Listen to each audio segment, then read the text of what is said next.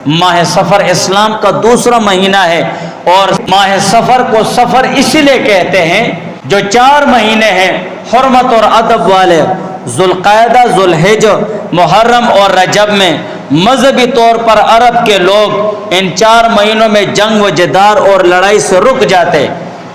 اور اسی طرح محرم کا مہینہ گزرتے یہ لوگ لڑائی اور جنگ و جدال کے لیے سفر پر چل دیتے، تو سفر میں ان کے گھر خالی ہو جاتے، اسی لیے اس سفر کے مہینے کو سفر کہا جاتا ہے۔ اور سفر کے مہینے کے ساتھ ایک اور لفظ بھی بڑھایا جاتا ہے،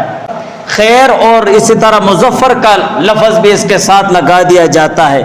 اور وجہ اس کی یہ ہے کہ مظفر کے معنی کامیابی کے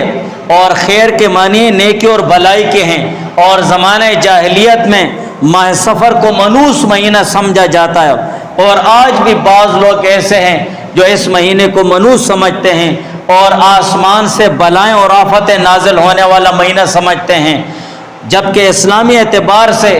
اس مہینے میں کوئی نحوست نہیں ہے اور کوئی اسی طرح برائی نہیں ہے، اور احادیث میں اس مہینے کے ساتھ نحوست کو وابستہ کرنے کی سختی سے تردید آئی ہے۔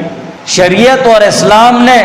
اس مہینے کے ساتھ نحوست کا ذکر کرنا اور اس مہینے کو منحوس سمجھنا سختی کے ساتھ اس کو رد کیا ہے، اس لیے اس کے ساتھ مظفر یا خیر کا لفظ لگا دیا جاتا ہے کہ یہ خیر اور کامیابی والا مہینہ ہے، نہ کہ اس کو منحوس اور شر والا مہینہ سمجھو۔